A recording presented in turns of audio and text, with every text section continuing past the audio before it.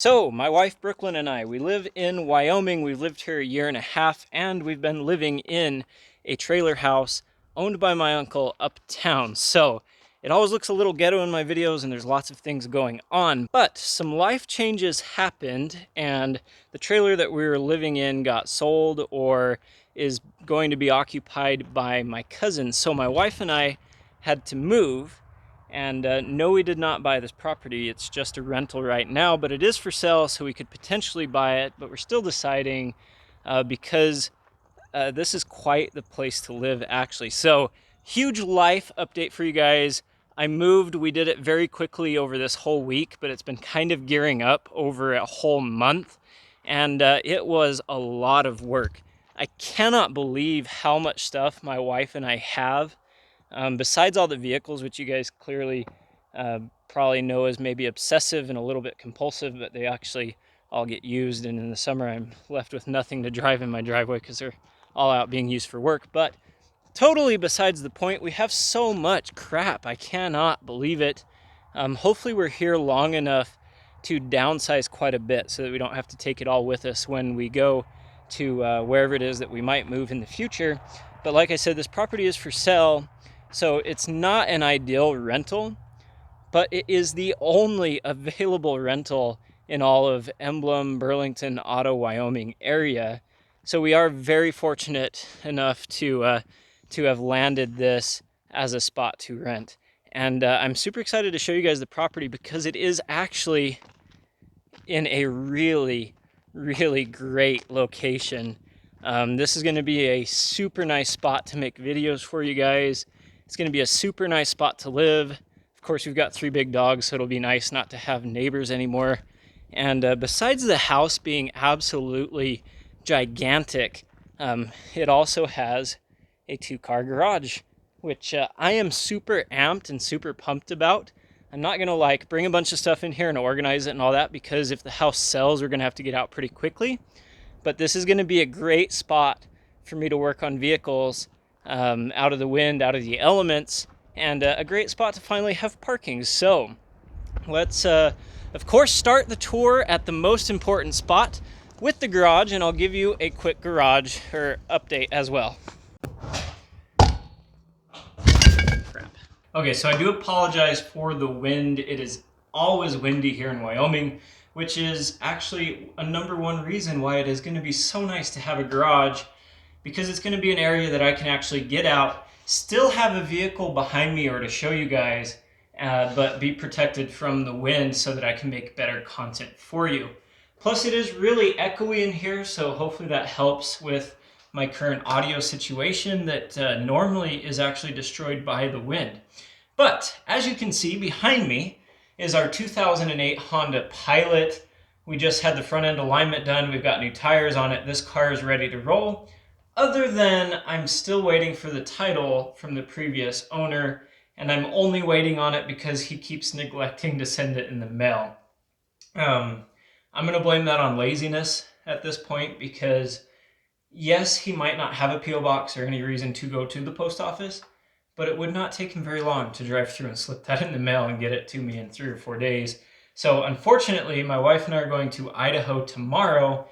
We cannot take this car like we were hoping, but fortunately we're going to have good weather, so we're going to drive the Focus anyways, because gas prices right now they're killer, man. They are killing us. So we're going to take the Focus, and we're also going to take my 1995 Toyota Camry LE, and that is because my wife's uncle is buying it from us. So this is going to be leaving the garage.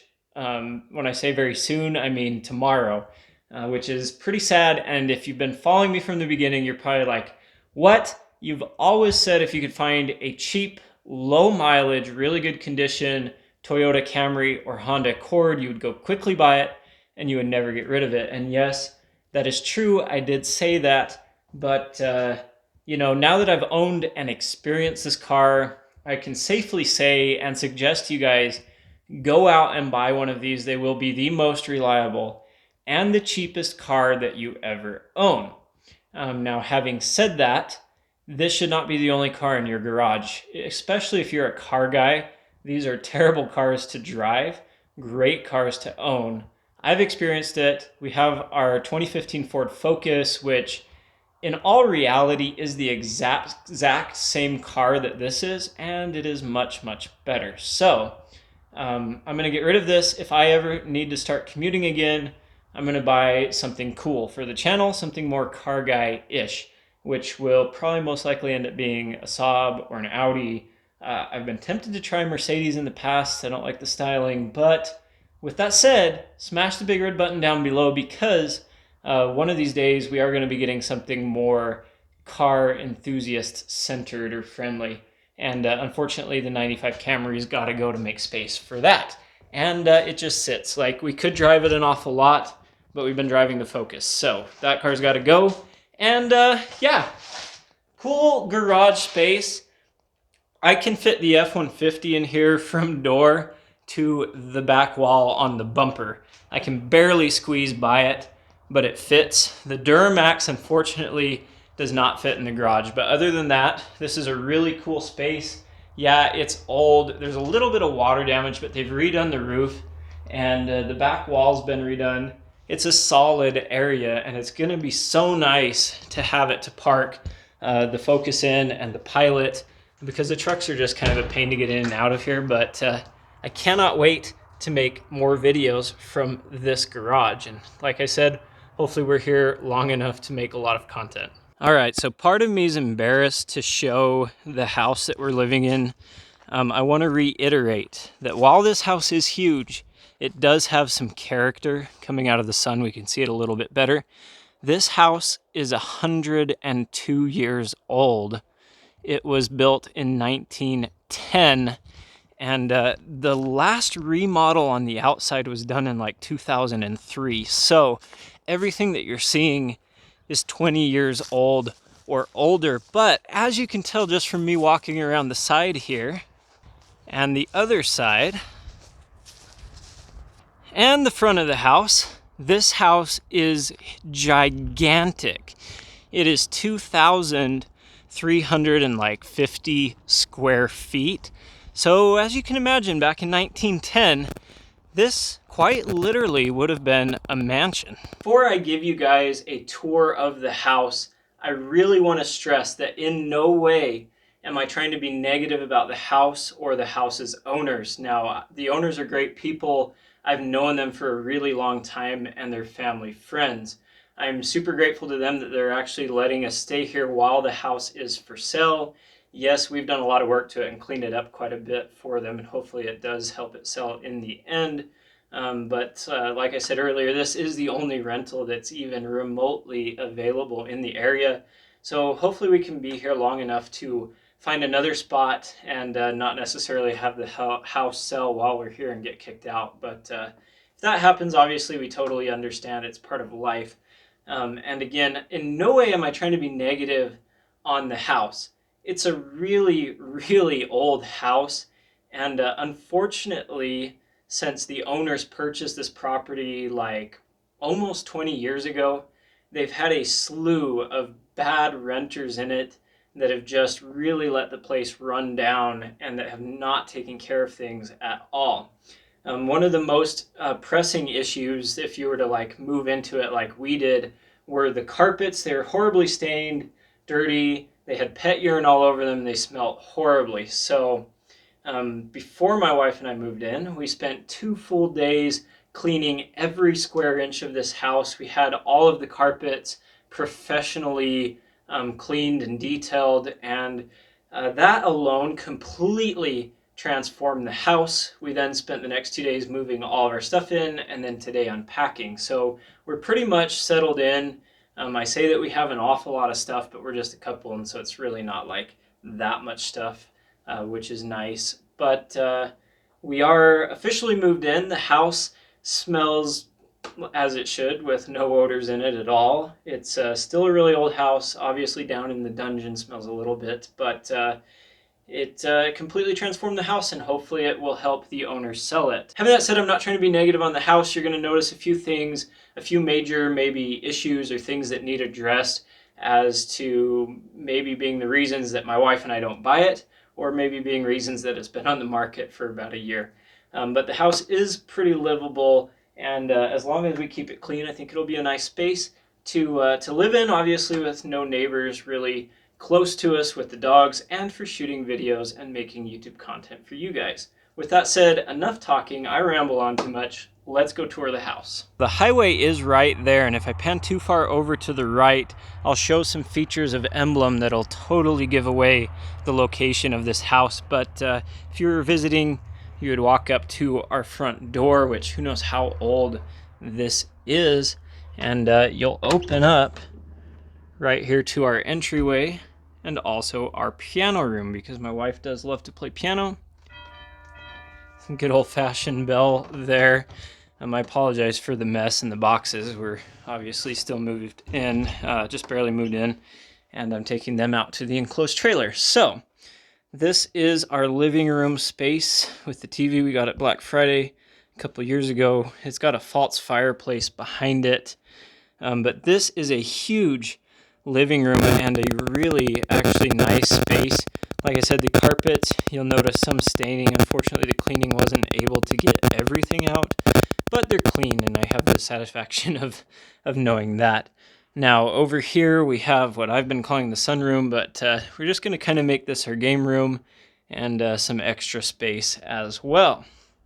Now, don't mind the mess. We just barely moved in. The kitchen is very small, so if for some reason we were to ever buy this wall would come out and would kick the kitchen back with maybe a small dining area. And here's our pantry. We've been fortunate enough to accumulate some food storage over the last couple of years. And now, if we walk through the massive living space here, to the right is our bathroom, which is pretty dated. They remodeled this in 1994, I believe. It's got a red tub and a red sink. Kind of strange. Doesn't really work with our blue. Now, the floor in here, if you were here, really bows down for some reason. The trusses must be warped underneath, but this is going to be my office area and my wife's craft room and sewing room, which if I knew how long we were going to be here, I'd move the computer and my editing room and YouTube studio and stuff upstairs. But I don't know how long we're going to be here, so there's that. And this is my wife and I's bedroom. It is pretty much a destroyed mess right now, but it is a really, really massive room, which will kind of be nice to have space there as well. And if we slide the mirror back, we can come up these super steep, old-fashioned style stairs, not hitting our head if we're lucky.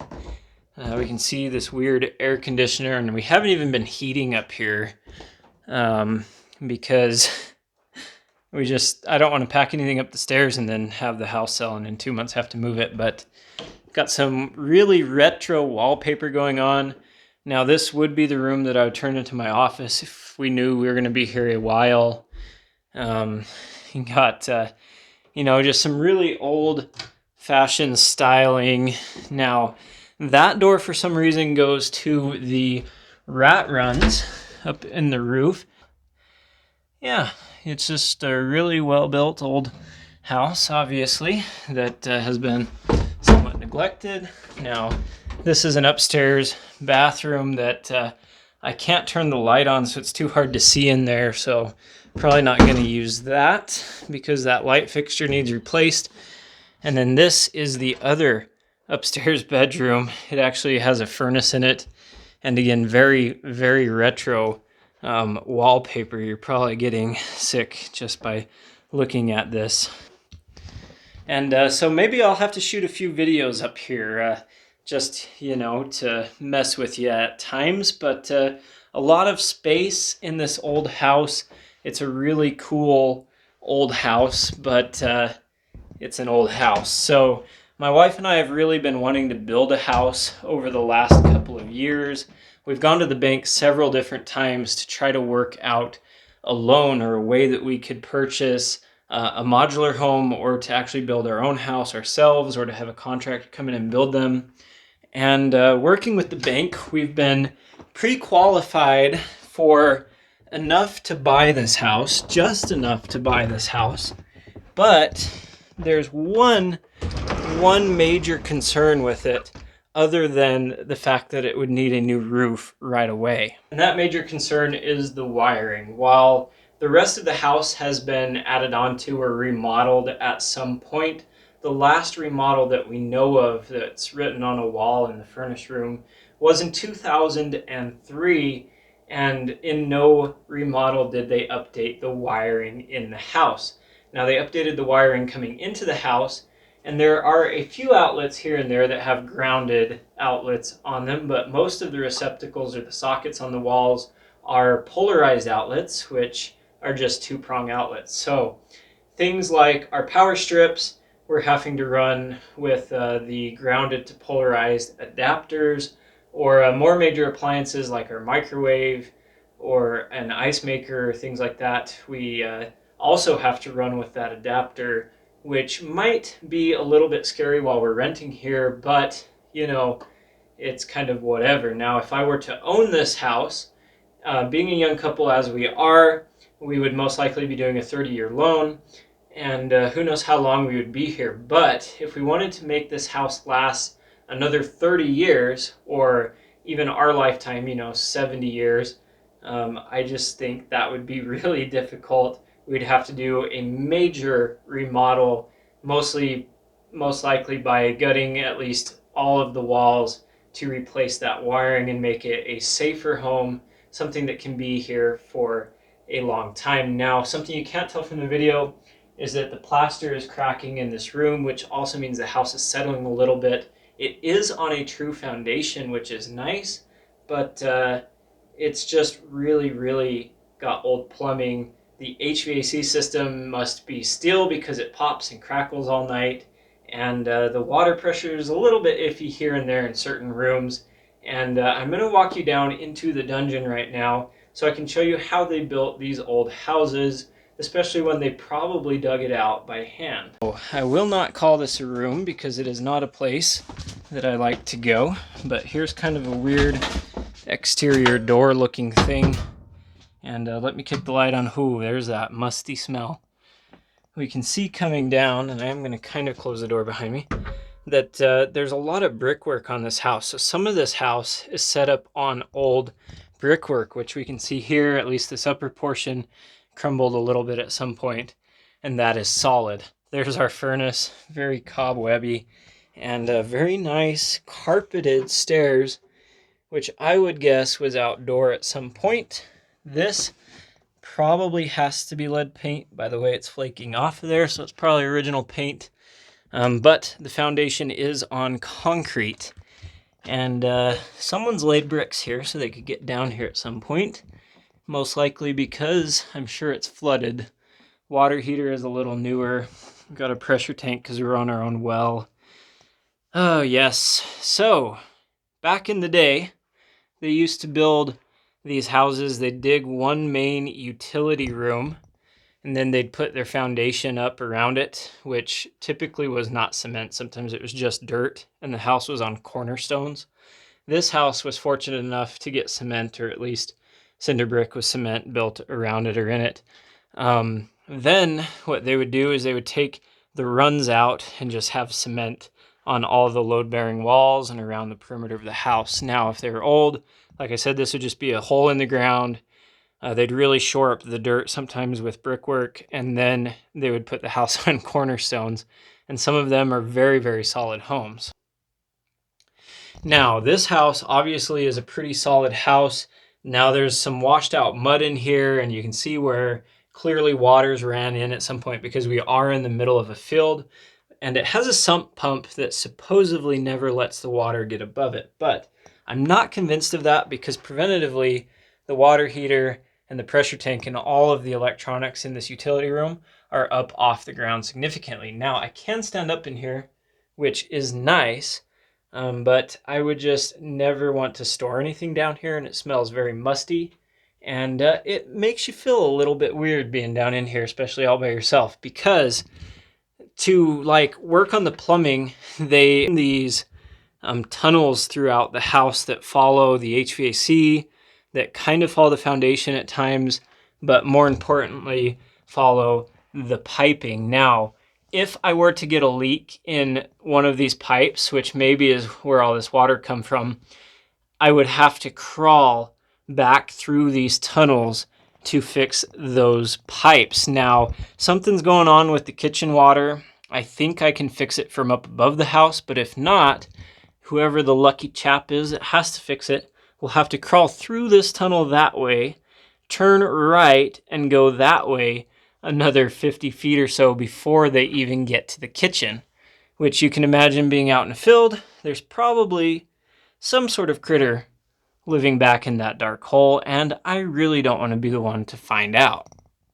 So it's safe to say that if I can't fix the kitchen sink from underneath the sink, we probably just won't use it. Because I'm not going to fix it, being here just a short amount of time, having the house for sale, and quite honestly, understandably, the landlord doesn't want to put really any money into this, because immediately it needs a roof, it needs new carpet and flooring, it needs a repaint on the outside, and then there's the electrical issue. And one other one I didn't mention is all of the windows in the house are original to when it was built. So the newest ones are here on the side that are sliding windows.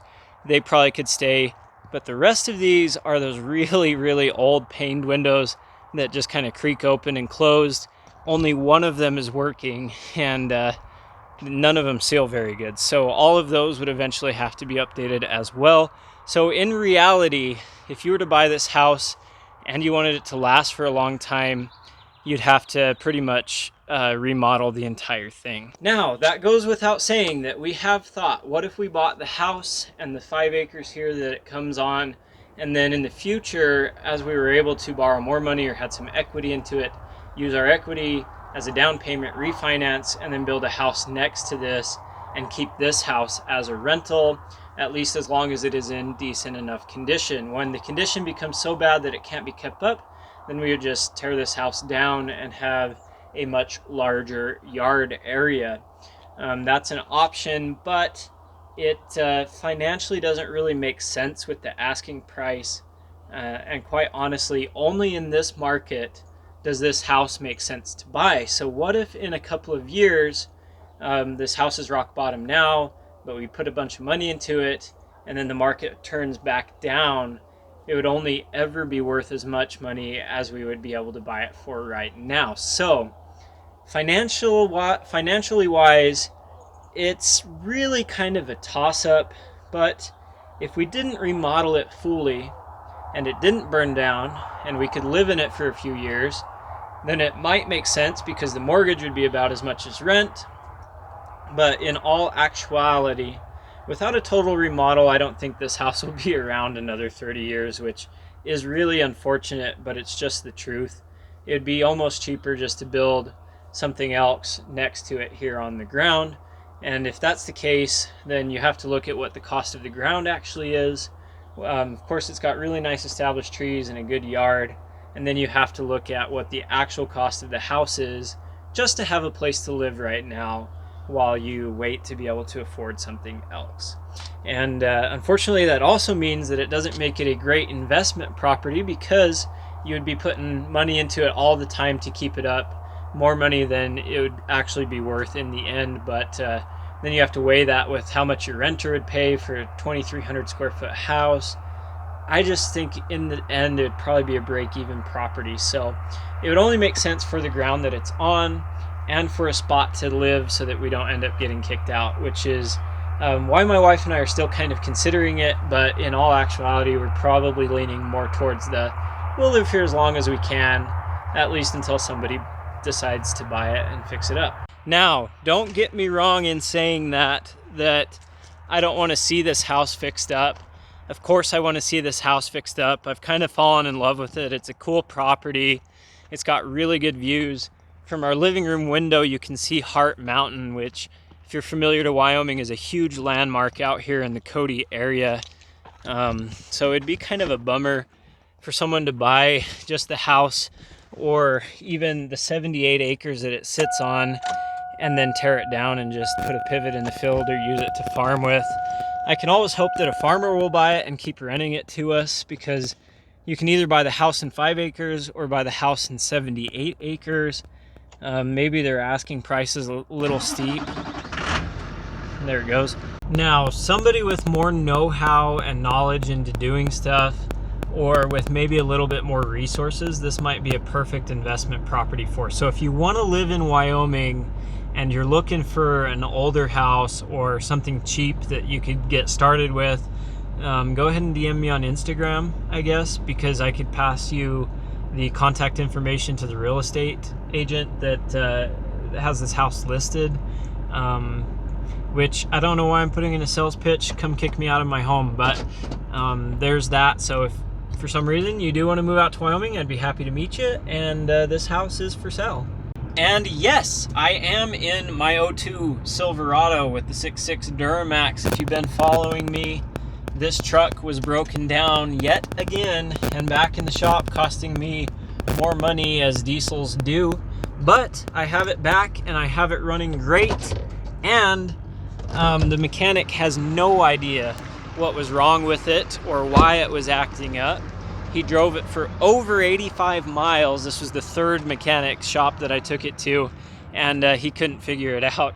He cleaned, though, every single electrical connection that was related to the fuel or to the FICM or ECM, and it runs great. I've driven it now about 80 miles, so it's gone close to 200 miles without a single hiccup or issue, and we used it to move. It ran great like a champ, pulling like a champ, and I think it was fixed. So he might claim that he didn't do anything to it, but cleaning all those electrical connections definitely did something to it, because it would have acted up by now. So I think I can safely say, I'm gonna say it and it's gonna break down now when I go drive it, but I think I can safely say that I have my Silverado back and that it is running great yet again. And I'll probably do a more dedicated video on its issue here in the future. So again, big red buttons down below, stay subscribed to the channel. And with all of that said, guys, thank you so much for watching today's video and watching until the end. You guys are real troopers. I really enjoy having you here with me on YouTube, and I'm so grateful to be doing this. I respond to every single comment, so go ahead and drop one down below. If you want to see more on this house, if you have suggestions for upcoming videos, something you want to see on the vehicles, drop a comment down below. I will respond as soon as I possibly can. Now I've got to go move a ton of boxes and go get our dryer and a few more things from our storage unit so that we can officially be fully moved in before we go to Idaho tomorrow, which it's 6:10 p.m. and we're probably leaving at like 8 or 9 in the morning, so it might be kind of a long night. We're taking two cars, the Focus because gas is like crazy expensive, and the Camry because we're selling it to Brooklyn's uncle, but it is a 7.5 hour drive. So if you want to see a vlog style content on stuff like that, because we do travel an awful lot, especially between Wyoming and Idaho, drop a comment down below, like I said. If you like this video, if you found it useful, entertaining, something like that, smash the thumbs up button. Follow me on the Insta thing for sneak peeks of upcoming content and everything else that doesn't get posted on YouTube. And get out, enjoy your automotive ownership. I'll catch you in the next one.